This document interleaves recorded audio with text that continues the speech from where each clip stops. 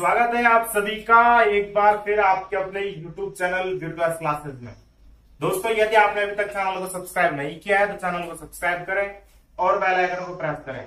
साथ ही वीडियो को पूरा देखें। वीडियो अगर पसंद आता है तो इसे लाइक करें, अपने दोस्तों के साथ शेयर करें। तो देखिए दोस्तों, हमने जो पिछली वीडियो में बात की द्विघात समीकरण को हल करने की दो विधियों के बारे में। पहली थी गुणनखंड विधि और दूसरी थी पूर्ण वर्ग बनाने की विधि। आज हम द्विघात समीकरण को हल करने की तीसरी विधि कौन सी है, श्रीधराचार्य सूत्र विधि को पढ़ने वाले हैं। यानी प्रश्नावली 3.4 का जो क्वेश्चन नंबर 2 है वह श्रीधराचार्य सूत्र विधि के ऊपर आधारित है। तो श्रीधराचार्य सूत्र आखिर होता क्या है, तो देखते हैं श्रीधराचार्य सूत्र। देखिए दोस्तों, हमारे पास जो द्विघात समीकरण का मानक रूप होता है वो क्या होता है, ax² plus bx plus c बराबर 0। यहाँ पे a क्या है, x² का गुणांक है, b क्या है, x का गुणांक है और c क्या है, हमारा अचर पद है। ठीक है, अब इसके लिए श्रीधराचार्य सूत्र क्या होगा, श्रीधराचार्य सूत्र।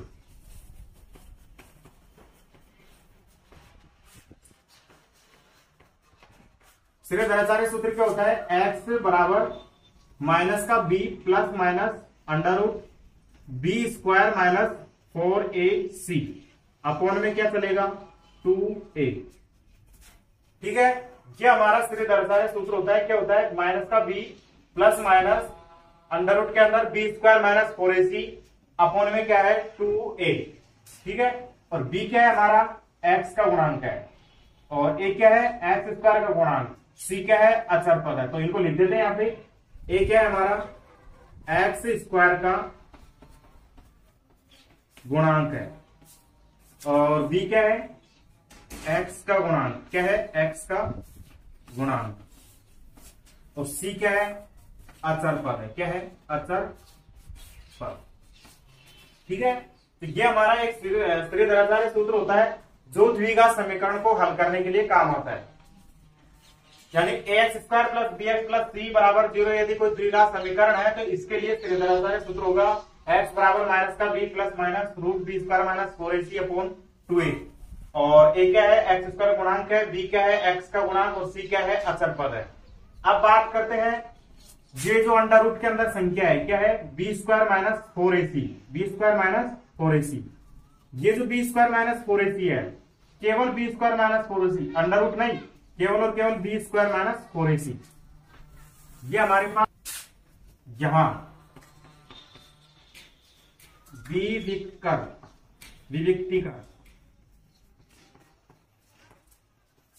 यहां विविक्तिकर और विविक्तिकर को हम b से व्यक्त करते हैं, बराबर क्या होगा b² माइनस 4ac, यानी b² माइनस 4ac।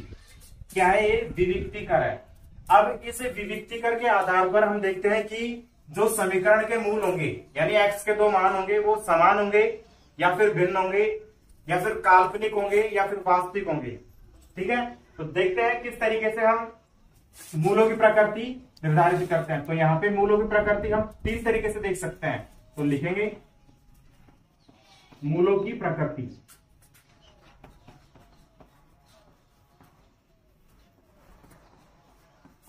मूलों की प्रकृति को हम 3 तरीके से देखते हैं। पहला है जब d का मान 0 से बड़ा हो। किससे बड़ा हो, 0 से बड़ा हो। तो मूल क्या होंगे, मूल होंगे हमारे पास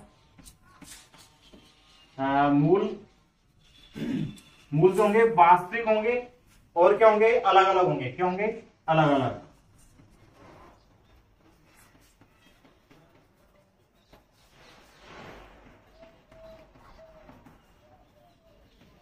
वास्तविक होंगे और क्या होंगे, भिन्न यानी अलग अलग। तो देखा हमने d का मान यदि 0 से बड़ा हो, d क्या है हमारे पास b² minus 4ac, b, a और c का मान यहां पे रख के देखेंगे और d का मान आ जाएगा। अगर d का मान 0 से बड़ा होगा तो जो मूल होंगे वो क्या होंगे, वास्तविक होंगे और क्या होंगे, भिन्न होंगे यानी अलग अलग होंगे। दूसरा पॉइंट हमारे पास ये बन सकता है कि जो d का मान है वो हो सकता है 0 के बराबर हो। क्या हो, 0 के बराबर। तो मूल कैसे होंगे, तो मूल क्या होंगे, देखो यदि d बराबर 0 है यानी कि अगर इसका मान 0 हो गया, ठीक है, तो ये वाला पद खत्म, ये वाला पद खत्म तो क्या बचेगा बी अपॉन 2a, क्या बचेगा बी अपॉन 2a यानी माइनस का बी अपॉन 2a, और x के दो मान होंगे और वो क्या होंगे माइनस का बी अपॉन 2a यानी कि क्या होंगे समान होंगे और क्या होंगे वास्तविक होंगे। ठीक है, तो d बराबर 0 होने पर मूल कैसे होंगे वास्तविक और समान, क्या होंगे वास्तविक और समान। आप देखते हैं इसका तीसरा पॉइंट क्या है। तीसरा पॉइंट देखो, पहले हमने क्या लिया d का मान जब 0 से बड़ा हो, दूसरे पॉइंट में हमने देखा d का मान 0 के बराबर हो। तीसरा पॉइंट क्या हो जाएगा जब d का मान 0 से छोटा हो। d का मान 0 से छोटे होने का मतलब क्या है, d क्या है बी स्क्वायर माइनस 4ac, यानी बी स्क्वायर माइनस 4ac का मान क्या है 0 से छोटा। और आप जानते हो 0 से छोटी संख्या कौन सी होती है माइनस वाली, कौन सी होती है माइनस वाली, क्योंकि 0 से बड़ी संख्या तो प्लस वाली होती है और 0 से छोटी संख्या क्या होती है माइनस वाली। अब अगर बी स्क्वायर माइनस 4ac का मान माइनस आता है यानी माइनस की कोई संख्या प्राप्त होती है और बी स्क्वायर माइनस 4ac का द्विघात समीकरण में कहा बैठा है अंडर रूट के अंदर, जब बी स्क्वायर माइनस 4ac का मान हम क्या लेंगे माइनस की संख्या लेंगे, यानी बी स्क्वायर माइनस 4ac का मान यदि माइनस आएगा अंडर रूट के अंदर क्या हो जाएगा माइनस। रूट के अंदर माइनस होने का मतलब क्या है मूल काल्पनिक होंगे, मूल काल्पनिक यानी कि उन समीकरण का कोई अस्तित्व नहीं होगा, क्योंकि काल्पनिक संख्याएं कल्पनाओं पर आधारित होती है जिनका वास्तव में कोई अस्तित्व नहीं होता है। इसीलिए जो समीकरण होगा वो क्या होगा अवास्तविक होगा, यानी इसका कोई अस्तित्व नहीं होगा। तो मूलों की प्रकृति क्या है हमारे पास, मूल क्या है काल्पनिक आएंगे, यानी मूल दोनों क्या आएंगे काल्पनिक आएंगे, मूल काल्पनिक आएंगे।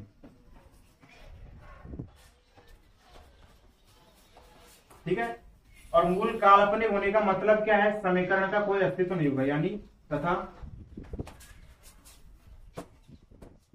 समीकरण का कोई अस्तित्व नहीं है।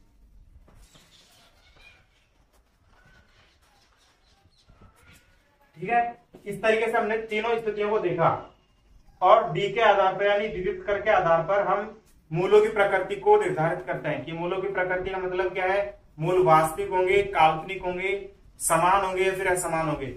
इसके लिए हमने तीन स्थितियां देखी। पहली स्थिति में देखा जब डी का मान 0 से बड़ा हो तो मूल कैसे हुए वास्तविक हुए और क्या हुए भिन्न हुए यानी असमान हुए। जब डी बराबर 0 हुआ तो मूल कैसे हुए वास्तविक हुए और समान हुए।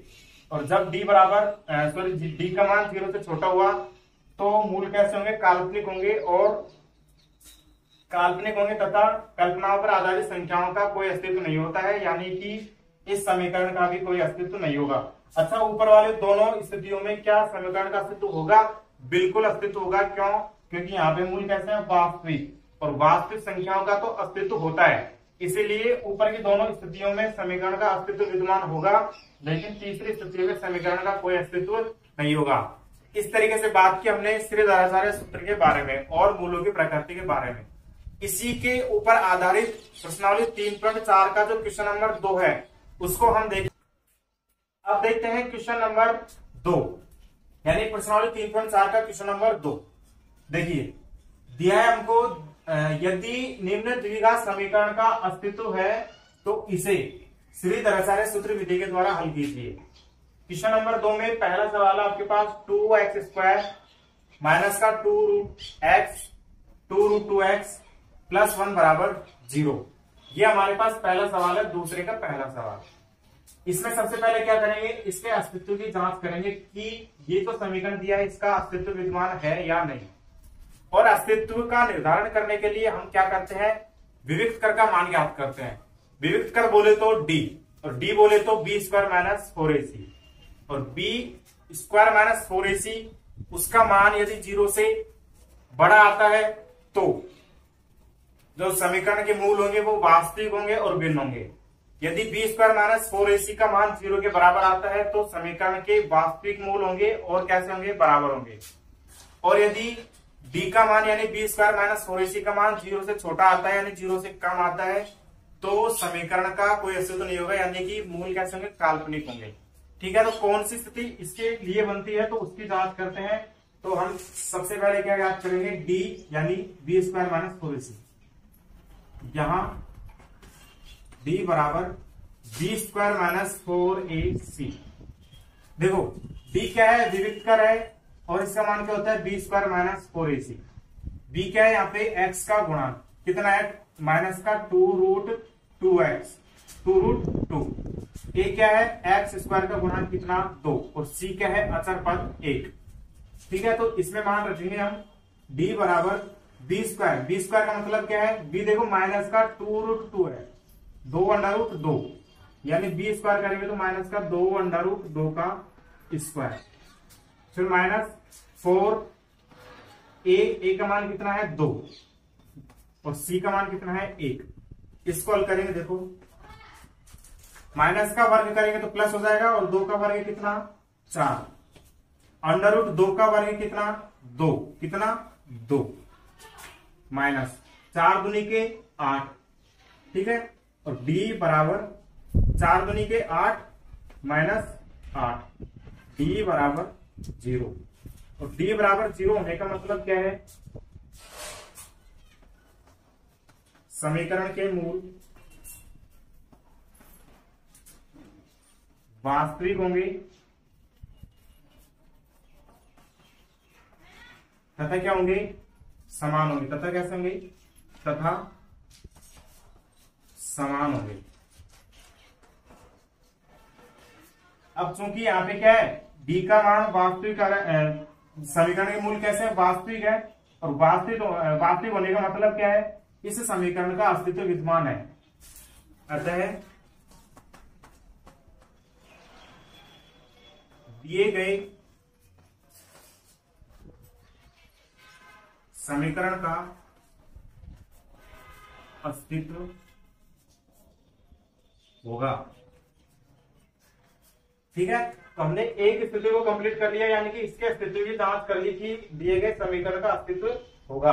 अब ये कह रहा है कि यदि अस्तित्व है तो इसे श्रीधराचार्य सूत्र विधि के द्वारा हल कीजिए। अब जब हमारे पास अस्तित्व आ गया तो हम क्या करेंगे, इसे श्रीधराचार्य सूत्र विधि के द्वारा हल करेंगे। चूंकि श्रीधराचार्य सूत्र, श्रीधराचार्य सूत्र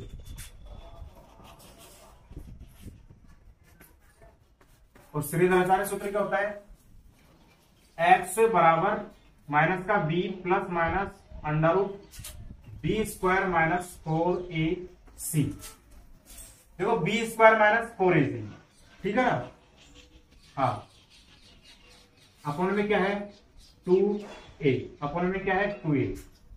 x बराबर माइनस का b, देखो माइनस सूत्र का माइनस अलग है, और b क्या है हमारे पास, माइनस का माइनस का 2√2, क्या है माइनस का 2√2। सूत्र का माइनस अलग है और ये माइनस अलग है, ठीक है, और इसको लिख देंगे 2√2 plus minus b square minus 4ac।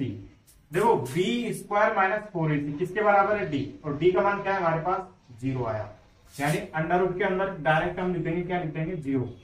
0 क्यों लिखा, क्योंकि ये किसका मान है b स्क्वायर माइनस 4ac का, और b स्क्वायर माइनस 4ac किसके बराबर है, d के बराबर, और d का मान कितना आया 0 आया। ठीक है, अपोन में क्या चल रहा है 2 गुणा a का मान कितना है 2, कितना है 2। x से बराबर माइनस को माइनस से गुणा करें तो प्लस हो जाएगा, यानी कि प्लस का 2√2 प्लस माइनस √ में 0, यानी कि कितना हो जाएगा इसका मान 0, ये खत्म हो जाएगा, और प्लस माइनस का कोई मतलब नहीं रहेगा। ठीक है, बटे में क्या चल रहा है 2 दूनी की 4, 2 दूनी की 4।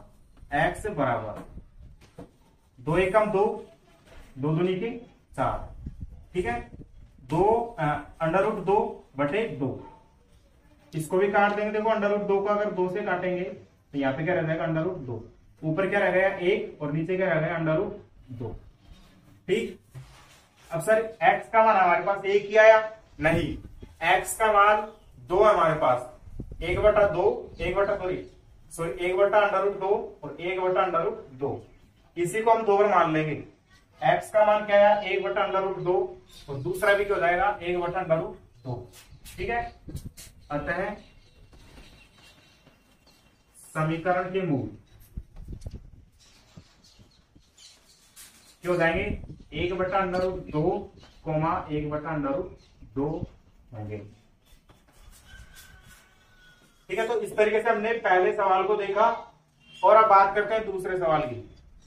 दोस्तों इस तरीके का सवाल आपके जो एग्जाम में बनता है वो 3 नंबर का बनता है, यानी कि अगर आपने इस तरीके से इसको हल करना सीख लिया तो आपके 3 नंबर पक्के हैं। और मुझे लगता है, आशा है कि आप बिल्कुल सही कर पाओगे, क्योंकि आपको अच्छे तरीके से समझाया है। फिर भी अगर कोई दिक्कत आती है तो दोबारा आप वीडियो को पीछे जाकर देख सकते हैं। ठीक, अब बात करते हैं क्वेश्चन नंबर 2 के दूसरे सवाल की, जो है हमारे पास 9x² प्लस 7x माइनस का 2 बराबर 0। इसको भी इसी तरीके से हल करेंगे। सबसे पहले तो इसके अस्तित्व की जांच करेंगे, क्या इसका अस्तित्व विद्यमान है या नहीं है। उसके बाद में अगर इसका अस्तित्व है तो इसे स्थिर धराधार सूत्र विधि के द्वारा हल कर देंगे। ठीक है, इसके अस्तित्व की जांच करते हैं। देखिए, अस्तित्व की जांच करने के लिए हम क्या करते हैं, डी का मान निकालते हैं, और डी क्या होता है हमारे पास b² माइनस 4ac। ठीक, डी बराबर b क्या है हमारे पास, x का गुणांक। x का गुणांक कितना है 7, और 7 का स्क्वायर कितना हो जाएगा 7 का स्क्वायर माइनस 4a। एक है x² का गुणांक कितना है 9, कितना हुआ 9, और c का मान कितना है दोस्तों माइनस का 2 है, कितना है माइनस का 2, और माइनस की संख्या किसमें लिखते हैं, कोष्टक में लिखते हैं, किसमें, कोष्टक में। ठीक है, और d बराबर 7 7 49 माइनस, देखो ये माइनस और ये भी माइनस, माइनस को माइनस से गुणा करेंगे तो किसका चिन्ह आ जाएगा, प्लस का चिन्ह आ जाएगा। देखो 4 9 36 और 36 गुने के 72, कितना 72, और b बराबर 49 और 72 कितना हुआ, 9 और 2 11, हासिल की 1 और 7 और 5 12, कितना आया 121। 121 आया। अब मुझे बताइए कि 121 है वो 0 से छोटा है, 0 के बराबर है, या फिर 0 से बड़ा है। तो राइट आपका आंसर क्या होगा, 0 से बड़ा। क्या होगा, 0 से बड़ा। और 0 से बड़ा होने पर जो तीनों स्थितियां लिखवाई थी उनमें से कौन सी स्थिति बन रही है, पहली स्थिति, जब b का मान 0 से बड़ा होता है तो समीकरण के मूल वास्तविक होंगे और कैसे होंगे, भिन्न होंगे। ठीक है, तो यहां पे लिख देंगे, अतः चूंकि यहां d ग्रेटर देन 0, अतः समीकरण के मूल वास्तविक होंगे और कैसे होंगे, भिन्न, तथा समान, भिन्न होंगे। कैसे होंगे, भिन्न होंगे। अच्छा, इसका अस्तित्व होगा या नहीं होगा, तो अस्तित्व किसके आधार पर चेक करते हैं, वास्तविकता के आधार पर। अब देखो वास्तविक है तो इसका अस्तित्व विद्यमान होगा, किसका, समीकरण का, क्योंकि यह वास्तविक है तो समीकरण का अस्तित्व विद्यमान होगा। अतः इस समीकरण का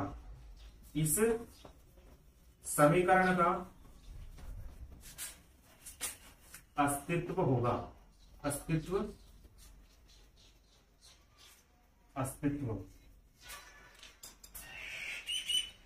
विद्यमान है। ठीक है, अस्तित्व विद्यमान है। अगर अस्तित्व विद्यमान है तो हमको सवाल को आगे करना है, क्योंकि इसमें दे रखा है यदि अस्तित्व है तो इसे स्थिर धराधार सूत्र विधि के द्वारा हल कीजिए। अस्तित्व है, इसे हम किसके द्वारा हल करेंगे, स्थिर धराधार सूत्र विधि के द्वारा। तो यहीं पे लिख लेते हैं हम, चूंकि, तो ऊपर लिख लेते हैं, चूंकि श्री धराचार्य सूत्र